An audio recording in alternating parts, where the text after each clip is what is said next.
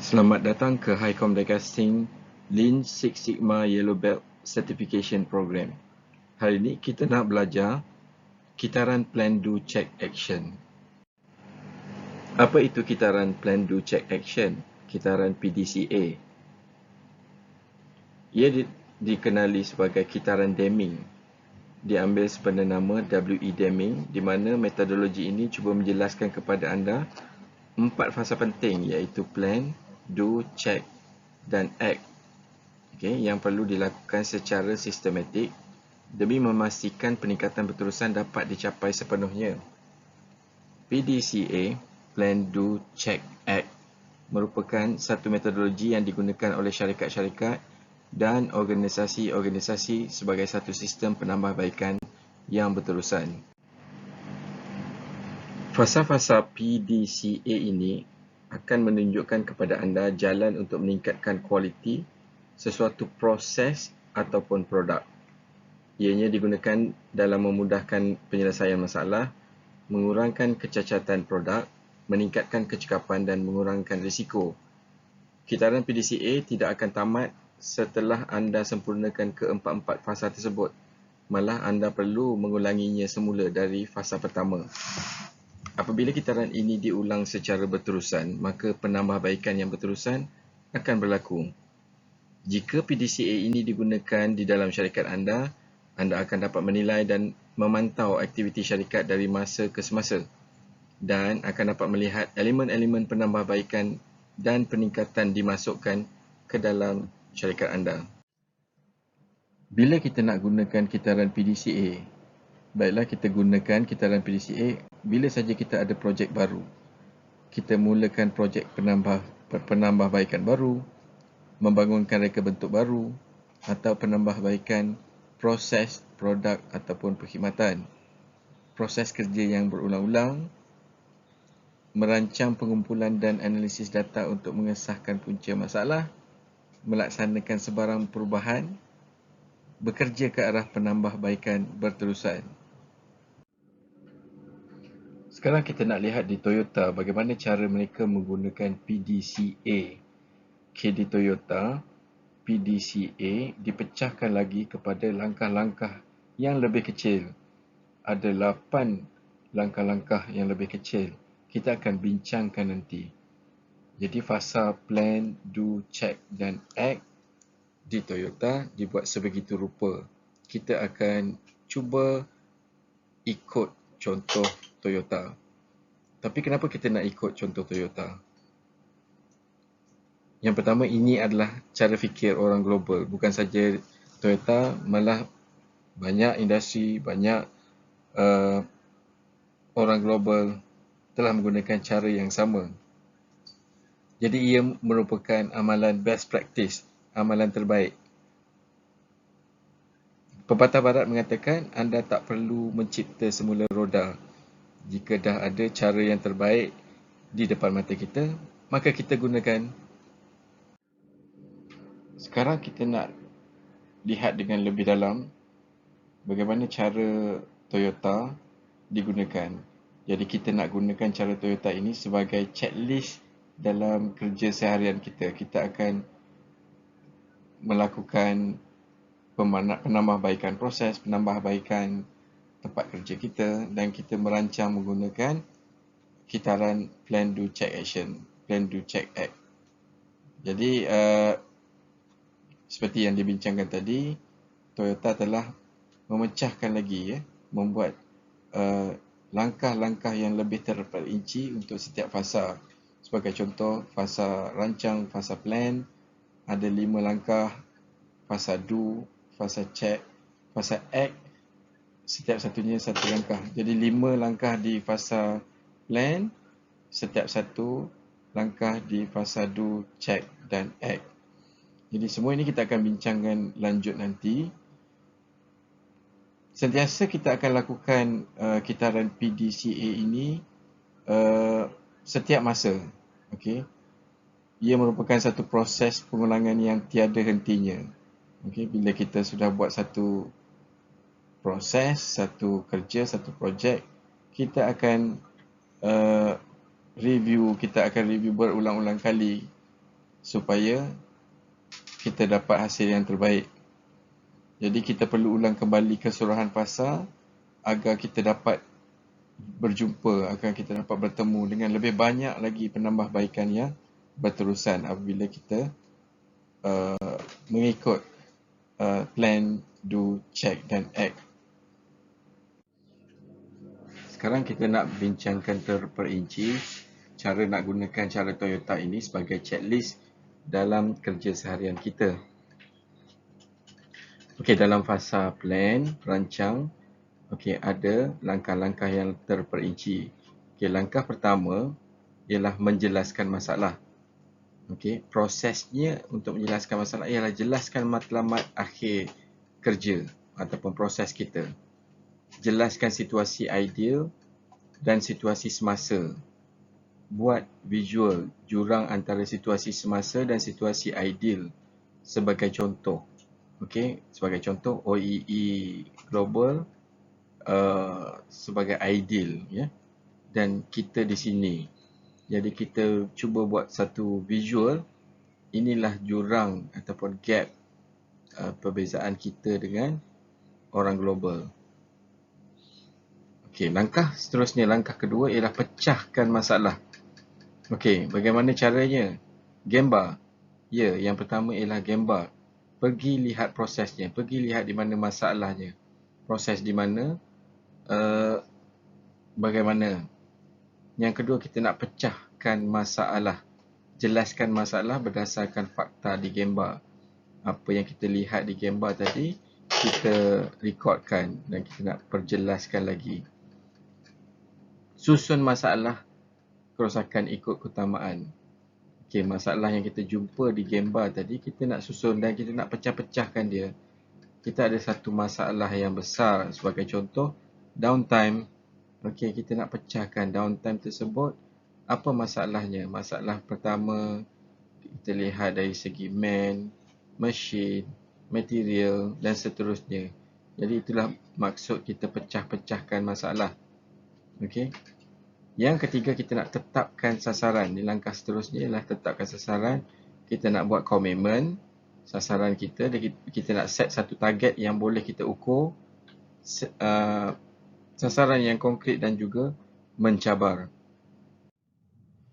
Sekarang kita nak bincangkan satu perkara yang dianggap remeh namun sangat penting, iaitu dalam fasa keempat perancangan plan.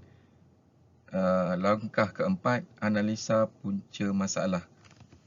Tuan-tuan, perkara ini selalu dianggap remeh, enteng dan selalu ditinggalkan dalam kerja seharian kita. Okey, bagaimana kita nak buat analisa punca masalah? Yang pertama, mesti kumpulkan fakta melalui gambar dan sentiasa tanya kenapa.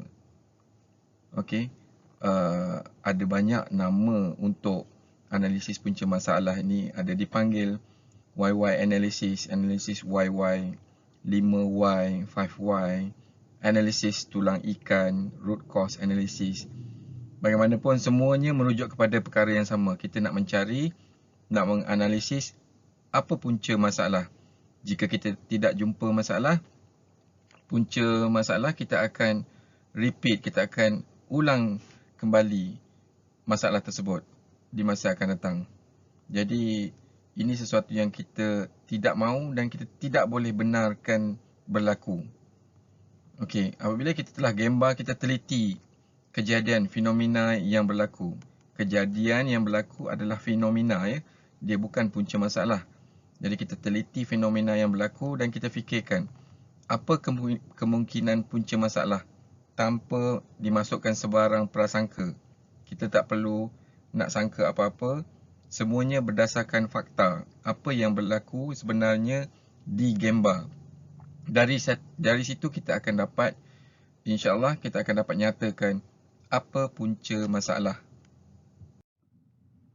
Tuan-tuan, saya nak bawakan satu contoh analisis YY, walaupun sebenarnya perkara ini dibincangkan di bawah topik ataupun kursus YY analysis, tapi saya nak bawakan sekali untuk sama-sama kita fahami dengan sebenar-benarnya bagaimana kita nak melakukan YY analysis supaya masalah yang berlaku tidak akan berulang kembali.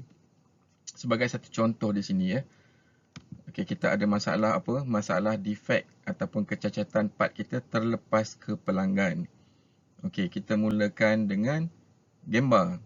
Kita lihat sebenarnya apa yang terjadi di gambar dan kita lakukan siasatan, lakukan interview, kita tanya kenapa. Okey. Masalahnya part tersebut ada scratch, terlepas ke customer. Okey. Yang pertama, kita interview operator dan kita lihat sendiri cara operator pegang tool salah. Dia memegang tool cara yang salah. Dan kita tanya lagi kenapa operator tersebut rupanya operator baru, tiada skill. Bila kita lihat dia punya skill matrix dia, baru skill level 1, tidak mempunyai latihan yang cukup. Bagaimanapun, dia telah melakukan proses tersebut bersendirian. Okey. Kenapa? Okey, kita pecahkan di sini Y yang ketiga.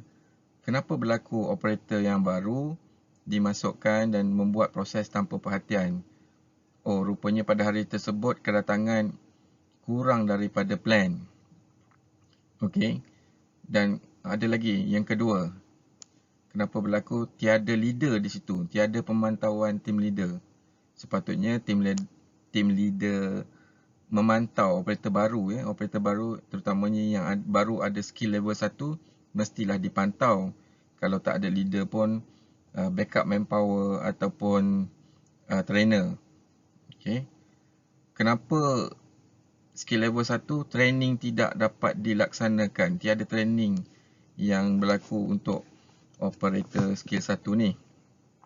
Dan juga yang seterusnya dari segi pengurusan dari segi pengurusan management line priority production demand lebih tinggi daripada pelan training. Jadi ini masalah pemikiran. Okey, kita lihat lagi Y yang keempat. Okey. Kenapa kedatangan kurang daripada plan? Kerana tidak ada perancangan pengurusan cuti. Sebagai contoh, yang operator sebenar di kawasan tersebut bercuti dan ada lagi tambahan operator yang lain dalam kawasan yang sama bercuti. Jadi team leader tidak boleh rotate, tidak boleh buat job rotation, tidak boleh menggantikan manpower di dalam line dia kerana tidak mempunyai manpower yang cukup. Okey. Dan faktor yang kedua ini tiada pemantauan leader kerana apa? Oh, rupa-rupanya team leader pun masuk line, ganti proses lain. Sebab itulah team leader tidak dapat memantau operator skill level 1 tadi. Okey, untuk faktor training tidak dapat dilaksanakan. Kenapa? Kerana kerap berlaku kedatangan kurang daripada plan. Sentiasa berlaku menyebabkan training tak dapat dilaksanakan. Okey, bila kita check lagi training plan, rupa-rupanya nama operator tersebut memang tiada dalam pelan latihan. Okey. Yang untuk faktor mindset tadi, kenapa ia berlaku? Kerana dalam pemikiran semua orang, budaya production berorientasikan volume. Tiada reskilling, tiada upskilling. Jadi tiada perhatian berkenaan dengan peningkatan skill pekerja. Okey. Dan kita teruskan lagi dengan Y yang kelima. Yang mana yang kita dah tak boleh nak jawab dah, merupakan punca masalah.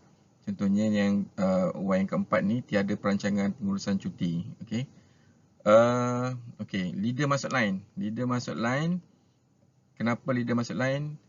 Juga kerana sebab yang sama, kerap berlaku kedatangan kurang daripada plan.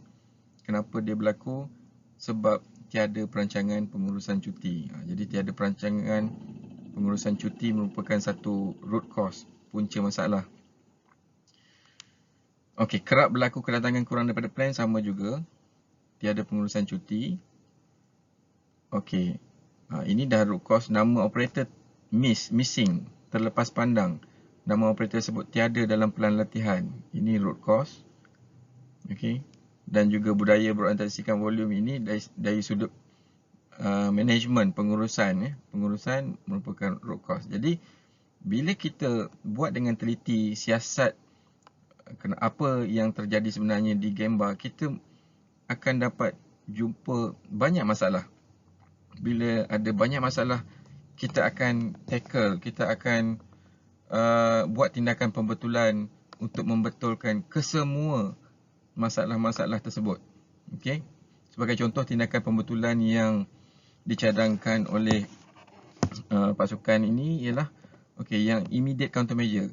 Countermeasure segera, pelan tindakan segera yang perlu dilakukan sebenarnya ialah melaporkan dan minta support daripada assistant manager, daripada manager, kan? Supaya pihak pengurusan boleh bantu dengan bawa manpower dari bahagian yang lain. Okay? Because team leader hanya in charge untuk kawasan kecil dia saja. Okay? Dia tidak ada kuasa untuk minta daripada lain, tapi dia boleh minta support daripada pengurusan. Yang kedua, periksa semula kesemua pelan latihan operator baru. Pastikan tiada ketinggalan yang hadir latihan dan pastikan juga tiada nama-nama yang tertinggal lah. Macam kes operator baru ini, sebenarnya nama dia tiada dalam pelan latihan. Jadi of course dia akan ketinggalan. Dia tidak faham, dia tidak hadir latihan untuk proses yang telah berlaku ni. Okey, untuk tindakan pembetulan permanen yang kekal, yang berpanjangan untuk long term. Yang pertama, buat perancangan pengurusan cuti tahunan. Okey, perancangan ni kita menjadualkan, kita minta semua operator laporkan, buat perancangan cuti, dan kita akan negotiate dengan kita punya pasukan, pastikan tak ada yang nak bercuti overlapping, 2 orang dalam satu hari, 3 orang dalam satu hari. Kita akan pecah-pecahkan, kita akan negotiate, kita akan bincang dengan pasukan kita supaya pengurusan cuti tahunan teratur dan mempunyai ketidakhadiran terendah lah setiap hari. Itu adalah objektif untuk perancangan cuti tahunan. Yang kedua, kita nak masukkan peraturan komunikasi awal shift. Dalam production startup. Pastikan kita ada peraturan tersebut dan kita nak pastikan komunikasi berlaku sebelum production berjalan. Sekiranya kita telah dapat maklumat awal, line kita, tempat kita bekerja akan mempunyai masalah, tidak cukup manpower. Leader sendiri kena masuk dalam line, kena gantikan proses. Jadi, kita kena minta support, kena minta bantuan perhatian assistant manager, bantuan manager untuk tolong uruskan.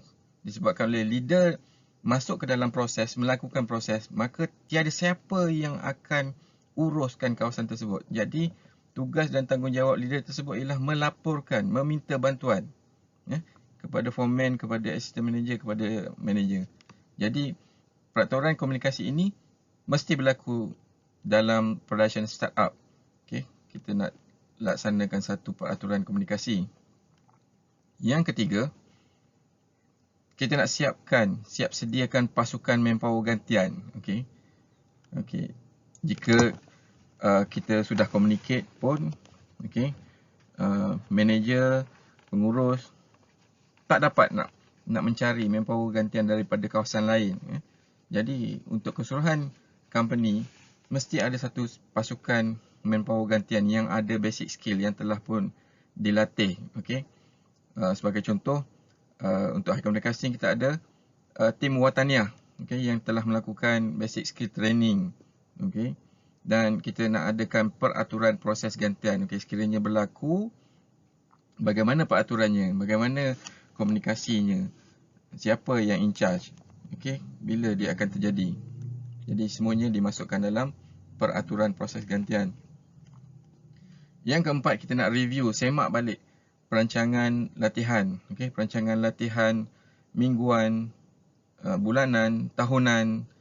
Kita nak masukkan, adakan semakan berkala, kerana kita kita telah terlupa ada nama operator yang kita tak masukkan dalam plan ya. Jadi kita kena semak balik plan latihan, pastikan 100% manpower kita terlibat. Jadi ini adalah satu contoh. Jadi daripada satu fenomena yang kita nampak simple saja, okey, satu part saja yang terlepas ke customer yang sebenarnya mempunyai banyak punca ya. Jadi punca masalah tu banyak.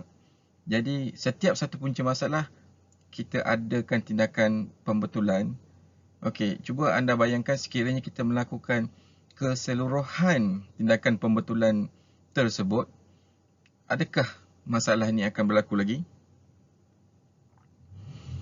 Ya, pasti risiko untuk berlaku lagi tu sangat rendah, sangat rendah kerana kita telah melakukan pelbagai pelan pembetulan yang betul yang daripada punca masalah yang sebenar.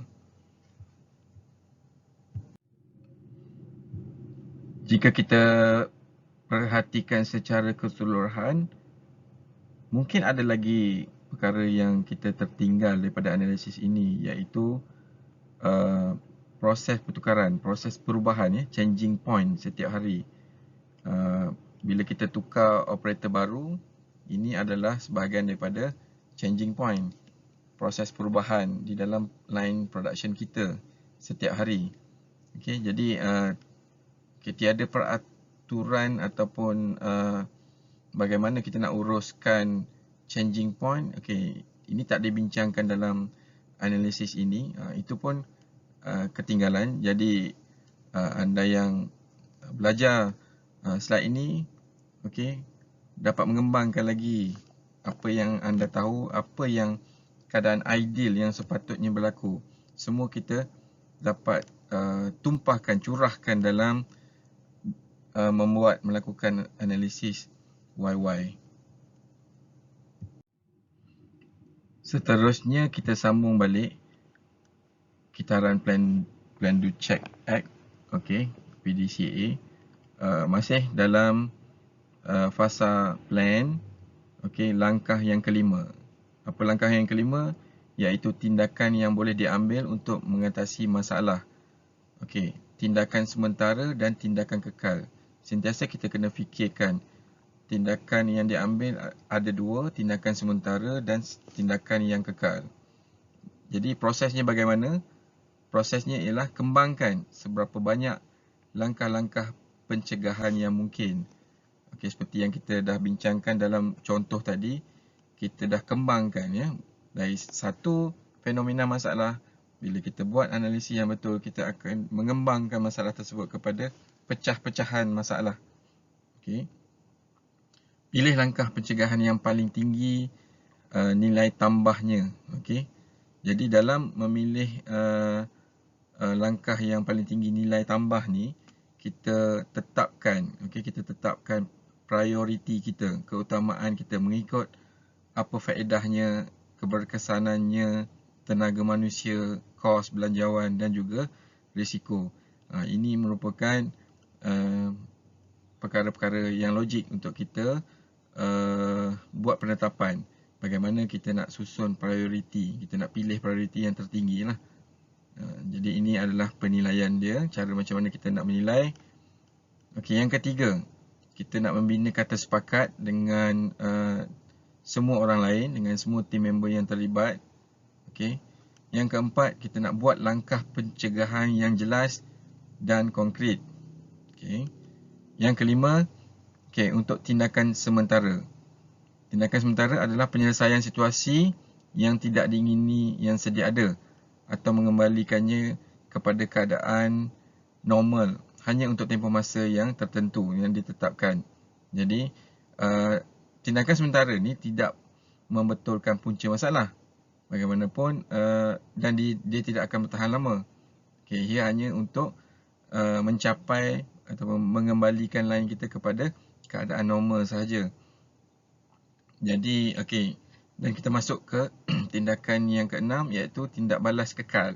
Okey, di sini kita nak memastikan masalah tersebut diperbetulkan untuk tempoh masa yang panjang. Okey, kita akan hapuskan punca utama masalah dan selesaikan masalah yang diutamakan pada titik kejadian. Maknanya masalah yang kita gambar tadi, okey, kita nak selesaikan masalah tersebut. Elakkan masalah daripada berulang. Jadi kalau kita membuat langkah di belakang, langkah mencari punca masalah yang betul, jadi kita tidak ada masalah dalam langkah yang kelima ini. Setelah kita melakukan 5 langkah penting dalam fasa plan tadi, barulah kita akan masuk ke fasa do, iaitu yang buat, apa yang kita nak buat. Jadi apa segala plan kita, perancangan kita di dalam fasa plan tadi, kita akan laksanakan, kita akan buat dalam fasa do. Okay. Dalam fasa do, langkahnya ialah melakukan dan lihat hasil secara keseluruhan. Jadi prosesnya adalah, yang pertama, dengan usaha yang bersatu padu seluruh pasukan, kita akan laksanakan tindakan balas yang tadi kita ingat, tindakan sementara dan tindakan yang kekal dengan pantas dan gigih. Okay, yang kedua, kita nak mulakan dengan kecil-kecilan dahulu sebelum besar-besaran.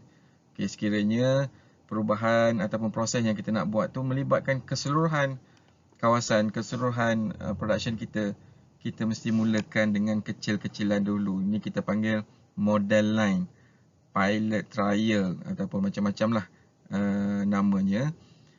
Yang mustahak kat sini perlu difahami ialah kita nak kawal risiko production kita. Kita bermula daripada kecil, sekiranya stabil, baru kita akan laksanakan di tempat-tempat lain secara beransur-ansur. Jadi jangan sekali-kali kita ada perubahan yang besar dan kita laksanakan serentak ke keseluruhan kawasan, kita akan tak dapat manage, kita tak dapat uruskan perubahan yang terlampau besar begitu ya. Yang ketiga, kongsikan maklumat dengan orang lain, okay? Dengan memberitahu, melaporkan dan juga berunding lah. Mana kita adakan mesyuarat, kita adakan announcement, kita akan sebarkan segala maklumat berkaitan dengan aktiviti yang kita nak jalankan. Dan yang keempat, jangan sekali-kali berputus asa dalam usaha untuk menghapuskan punca masalah. Sekiranya ada halangan, kita akan stop, kita akan call superior kita akan call leader kita akan call pengurusan, dan kita akan laporkan dan minta kerjasama mereka lah untuk membantu kita.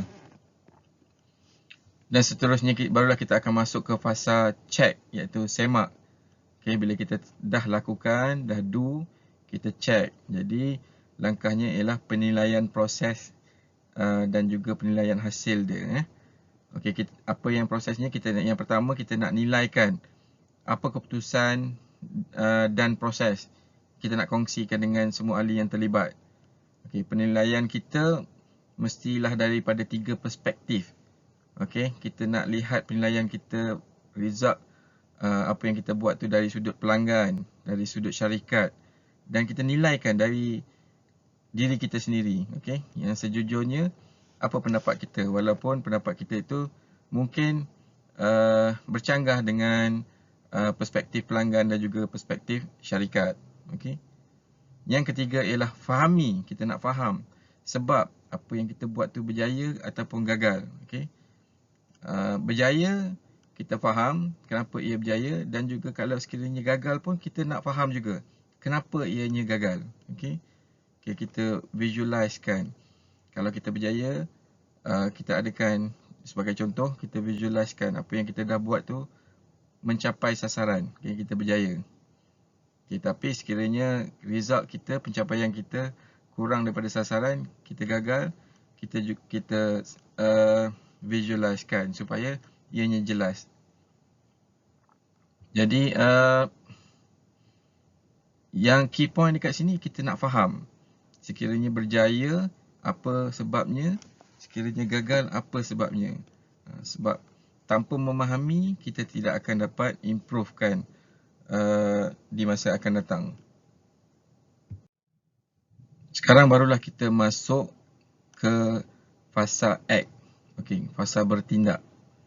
Okay, selepas kita dah siapkan 7 langkah sebelumnya, kita masuk ke langkah yang ke-8, langkah yang terakhir, iaitu proses yang berjaya diseragamkan. Apa maksud diseragamkan? Kita nak buat standard. Kita adakan rule, peraturan-peraturan. Okey, bagaimana prosesnya? Okey, kita tetapkan proses yang berjaya, okey, proses yang baru yang berjaya yang kita dah laksanakan sebagai piawaian. Okey, standard yang baru. Okey. Jadi kita nak tulis apa piawaian, apa standard tersebut, mestilah bertulis ya. Baru kita boleh kongsikan piawaian baru tersebut kepada rakan, partner, seluruh ahli pasukan ataupun seluruh syarikat. Jadi ini dinamakan Yokoten. Yokoten ini bahasa Jepun yang lebih kurang penama tafsirannya ialah perkongsian amalan terbaik, perkongsian best practice. Okey, sesama orang lain supaya orang lain pun faham perkara tersebut dan boleh laksanakan di tempat mereka sendiri. Jadi ini dinamakan Yokoten. Yang ketiga, memulakan pusingan kedua kitaran PDCA. Okey, jadi kita tak habis di sini, kita nak review balik. Kita nak ulang balik, kita nak masuk balik ke fasa plan, do, check, action yang seterusnya. Begitulah kita melakukan keseluruhan PDCA. Okay, ada 8 set langkah-langkah penting yang kita kena follow. Okay, ini adalah contoh bentuk-bentuk piawaian ya. Hasil piawaian iaitu kita boleh masukkan peraturan-peraturan tersebut dalam manual kerja, SOP, work instruction sheet ya. Dan kita boleh implement borang, ada perubahan dalam borang-borang kita boleh masukkan. Kita juga boleh masukkan dalam checklist, daily checklist, weekly checklist, monthly checklist dan juga checklist tahunan. Juga kita boleh update dalam kita punya flowchart. Okay, itulah contoh-contoh bentuk piawaian yang kita boleh adakan dan wujudkan. Baik tuan-tuan, kita telah pun sampai ke penghujung. Jadi kita nak menghayati keseluruhan konten latihan ini, PDCA ini, ia berkaitan dengan kerja kita. Jadi kerja kita adalah kitaran penyelesaian masalah yang berulang-ulang.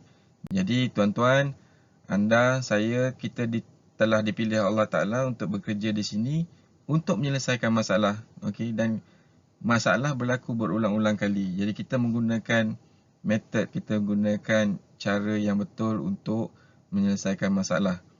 Jadi kita mulakan kitaran PDCA Kaizen seterusnya. Apabila kita telah selesaikan satu masalah, kita ulang kembali. Kita sentiasa ulang untuk menyelesaikan masalah, untuk meneruskan supaya penambahbaikan sentiasa berlaku. Inilah dinamakan kitaran Kaizen, kitaran PDCA. Saya nak berkongsi bagaimana definisi masalah dalam Toyota Group ya. Dalam Toyota, di dalam Toyota, masalah adalah telur emas untuk Kaizen. Okey.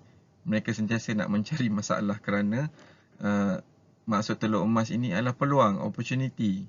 Sekiranya tiada masalah, tiada peluang. Okey. Jadi di Toyota, okey, ungkapan daripada Mr. Taiichi Ohno, tiada siapa yang mempunyai masalah yang lebih besar daripada orang yang mengaku tak ada masalah. Bermaksud, tiada masalah merupakan masalah yang paling besar. Jadi, tamatlah sesi perbincangan PDCA. Tuan-tuan boleh mengulang kembali video ke bahagian mana yang kurang faham dan sekiranya anda telah menghabiskan berpuas hati dengan apa yang telah anda pelajari, sila pergi ke link kuis untuk menjawab keseluruhan kuis-kuis soalan-soalan di sana. Okay, kuis ini adalah untuk menguji sama ada kita faham ataupun tidak. Sekian, terima kasih. Assalamualaikum warahmatullahi wabarakatuh.